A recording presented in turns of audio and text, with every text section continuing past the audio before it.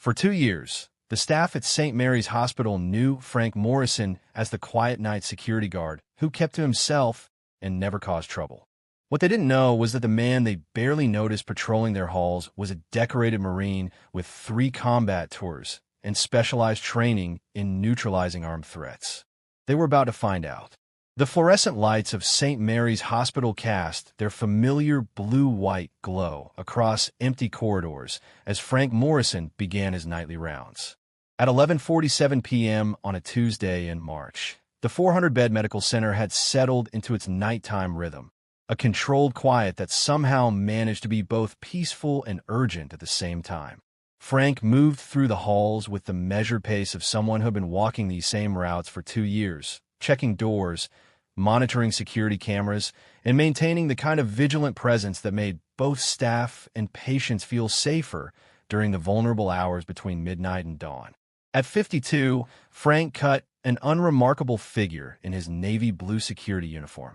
Average height, graying hair, kept military short, and the kind of quiet demeanor that made him nearly invisible to the doctors, nurses, and technicians who hurried past him during their shifts. To them, he was simply Frank from security, reliable, professional, and as much a part of the hospital's infrastructure as the elevators or the emergency lighting. What they didn't see was the way Frank's eyes constantly scanned for potential threats, noting exit routes and defensive positions with an awareness that had been honed by 15 years of Marine Corps service. They didn't notice how he positioned himself to maintain sight lines down multiple corridors, or how his seemingly casual uniform adjustments were actually equipment checks ensuring his radio, flashlight, and keys were exactly where he needed them to be. Frank had taken a security job at St. Mary's when he retired from the Marines 3 years earlier, not because he needed the excitement. He'd had enough excitement to last several lifetimes, but because he wanted to serve his community in a way that felt meaningful without requiring him to carry a weapon or make life-and-death decisions on a regular basis. The hospital felt like a good fit. It was a place where his protective instincts could be channeled into something purely positive, keeping vulnerable people safe during their most difficult moments.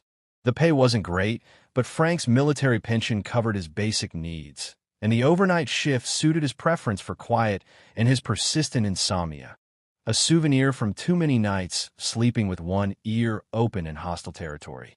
Most nights, Frank's biggest challenges involved helping lost family members find patient rooms, dealing with the occasional confused elderly patient who wandered from their bed, or mediating disputes in the emergency room waiting area when stress and exhaustion made people shorter-tempered than usual. Tonight felt different. Frank couldn't have articulated exactly what was triggering his unease, but 30 years of military training had taught him to trust his instincts, even when his conscious mind couldn't identify the source of concern. Something in the atmosphere felt charged, like the moment before an electrical storm when the air itself seems to hold its breath.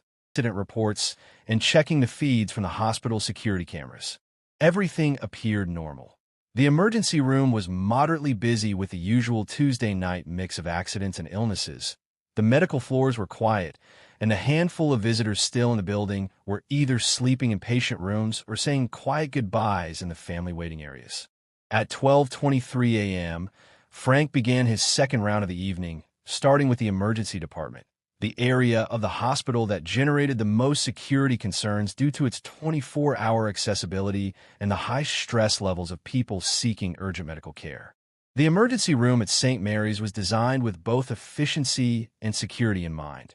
A single public entrance that funneled visitors past the registration desk, secure doors leading to the treatment areas, and multiple strategically placed cameras that provided comprehensive coverage of all public spaces.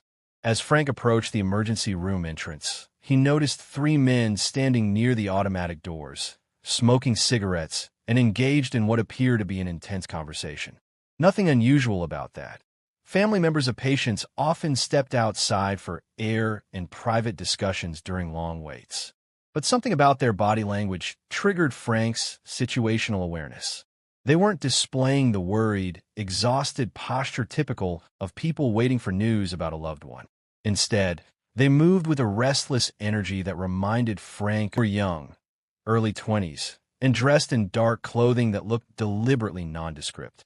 Their conversation was too quiet for Frank to overhear, but their frequent glances toward the emergency room entrance and their nervous checking of watches suggested they were operating on some kind of timeline. When one of the men lifted his shirt slightly to adjust something in his waistband, Frank caught a glimpse of what looked like the grip of a handgun. Every alarm bell in Frank's trained mind began ringing simultaneously. Frank casually moved to a position near the emergency room entrance, close enough to intervene if necessary, but not so close as to alert the three men to his suspicions. He activated his radio with a subtle movement and spoke quietly to the hospital's dispatch operator. Security to dispatch. I need a police unit for a routine check in the emergency room area. No rush, but when someone's available. Copy that, Frank. ETA about 15 minutes. 15 minutes that Frank suddenly realized they might not have. At 12:31 a.m., the three men finished their cigarettes, exchanged a series of nods that looked like final confirmations, and walked purposefully toward the emergency room entrance. Frank followed at a distance, his training automatically cataloging details, approximate heights and weights, visible clothing, movement patterns, and most importantly, the way all three men were now moving their right hands toward their waistbands in synchronized motions that confirmed his work behind the registration desk. Frank knew that behind the secure doors leading to the treatment areas, there were at least 6 more staff members, including Dr. Jennifer Adams, who was working the overnight shift, and Marcus Thompson, a young nurse who'd been with the hospital for less than a year. All of them were about to become potential hostages. Frank made a decision that drew on 15 years of combat experience and countless hours of tactical training. Instead of waiting for the situation to develop, he would take control of it before it could escalate. As the three men approached the registration desk, Frank moved to a position that gave him clear sight lines to all of them while keeping himself positioned near the exit. His radio was set to an open channel, ensuring that everything that happened next would be recorded and transmitted to hospital security dispatch. "Excuse me," said the apparent leader of the three men, a thin guy with facial tattoos and a voice that carried barely controlled aggression.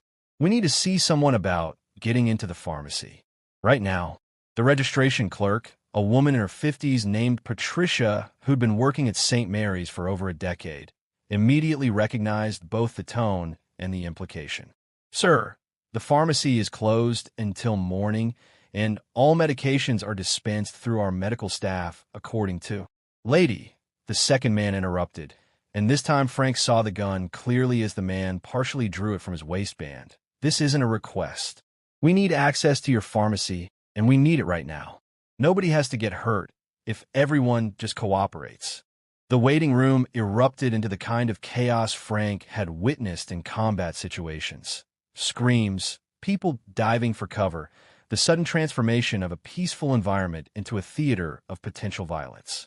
But Frank Morrison wasn't thinking like a security guard anymore. He was thinking like a Marine. The first tactical principle drummed into every Marine is speed, surprise, and violence of action. In a hostage situation, the longer armed aggressors maintain control, the more dangerous the situation becomes for everyone involved. Frank had perhaps 30 seconds before the gunmen secured the area and established a defensive perimeter that would make intervention by law enforcement exponentially more difficult and dangerous. Moving with a fluidity that surprised everyone who had known him only as the quiet security guard, Frank closed the distance to the nearest gunman in 3 quick steps. His approach was silent and came from the man's blind spot, a technique perfected during urban warfare operations in Fallujah and Ramadi. Frank's first move was a classic disarming technique, a sharp upward strike against the gunman's wrist that caused his weapon to fly across the room, followed immediately by a chokehold that rendered the man unconscious in less than 10 seconds. The second gunman, seeing his partner collapse, spun toward Frank while attempting to draw his own weapon. But Frank was already moving, using the first gunman's body as both a shield and a projectile, pushing him into the second attacker and disrupting his ability to aim. The physical confrontation lasted exactly 18 seconds and ended with both men unconscious on the floor, their weapons secured, and Frank calmly zip-tying their hands behind their backs using restraint from his security equipment. Leading to the treatment areas, found himself facing a choice: continue with the original plan or help his incapacitated partners. He chose poorly, rushing back toward Frank with his gun drawn.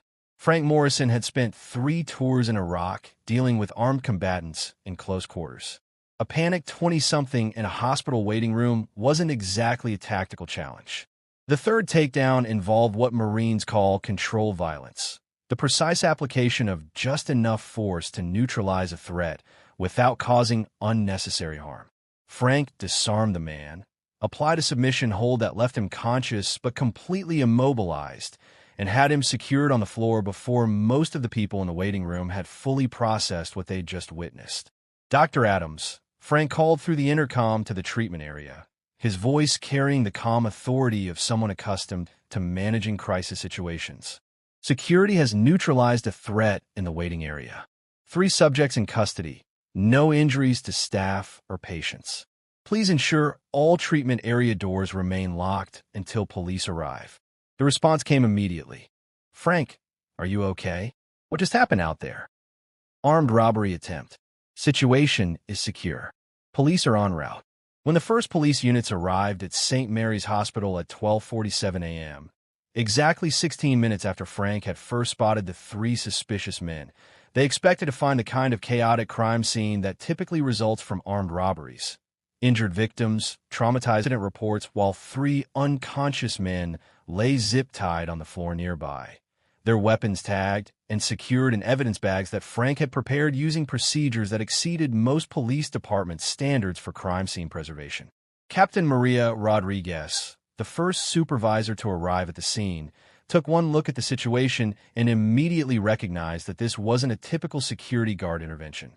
"Mr. Morrison," she said, studying Frank's calm demeanor and the precision with which the suspects had been subdued, "can you walk me through what happened here?" Frank's after-action report was delivered in the kind of concise, detailed format that Captain Rodriguez had only heard from military personnel and highly trained law enforcement officers. He described his initial threat assessment, his decision-making process, and his tactical response with the methodical precision of someone who had written similar reports dozens of times before. "Sir," Captain Rodriguez said when Frank finished his account, "I need to ask, what's your background? Because what you just did, that's not typical security guard training."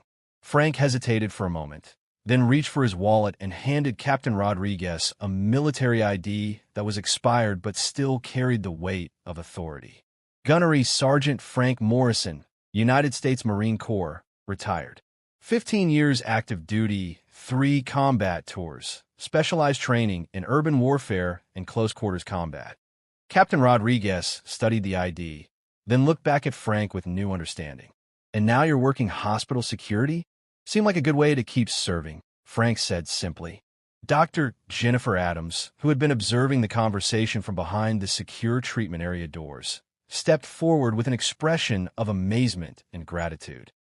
"But there's one condition," Sarah said as the meeting wrapped up. "You have to let us help you with the drinking and the PTSD. Not because we're judging you, but because we're investing in your success, and we want to make sure you have every possible advantage." Bobby looked around the room at 30 faces, all looking back at him with something he hadn't seen in years: expectation. Not the low expectations of people who figured he'd fail, but the high expectations of people who believed he could succeed. "Okay," he said simply. "Let's try it." The transformation didn't happen overnight. Bobby's first few weeks in the workshop were difficult. His hands had lost some of their steadiness. His tools felt foreign after years of disuse, and the simple act of showing up every day felt overwhelming when he'd spent so long without structure or purpose. But the community that had decided to invest in him proved to be patient and persistent. When Bobby's hands shook too badly to make precise cuts, Tom Wilson suggested he start with simpler projects to rebuild his confidence. When nightmares kept him awake and made him too tired to work, Dr. Martinez connected him with a VA counselor who specialized in PTSD treatment for Vietnam veterans. When Bobby relapsed and didn't show up to the workshop for 3 days, Father Michael didn't lecture him. He just brought him coffee and asked if he wanted to talk about what had triggered the drinking episode. Slowly, project by project, day by day, Bobby began to remember who he used to be. The first booth table he completed for Patricia's Diner was rough around the edges, but it was solid and functional. The second was better. By the fourth, people were stopping to admire the craftsmanship and asking Patricia where she'd found such beautiful work. Frank declined the offers that followed, positions with federal agencies, private security firms, and even a consulting role with hospital security companies across the region. He preferred to remain exactly where he was, the quiet night security guard at St. Mary's Hospital. But the staff's perception of Frank Morrison changed completely after that night. Where they had once seen a pleasant but unremarkable security guard, they now saw someone whose presence represented genuine protection and safety. Dr. Adams made sure that Frank's personnel file was updated to reflect his military service and specialized training. The hospital administration offered him a promotion to head of security, which he politely declined, saying he preferred the night shift and direct patient care areas.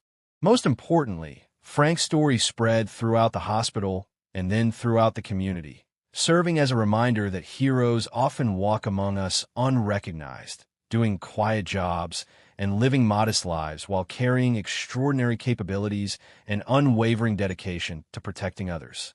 6 months after the incident, Frank Morrison was honored by the Marine Corps League, the American Legion, and the state of Pennsylvania for his heroic actions. He accepted the recognition with the same quiet dignity he brought to everything else, deflecting praise and emphasizing that he had simply done what any Marine would do when faced with a threat to innocent people. But perhaps the most meaningful recognition came from an unexpected source.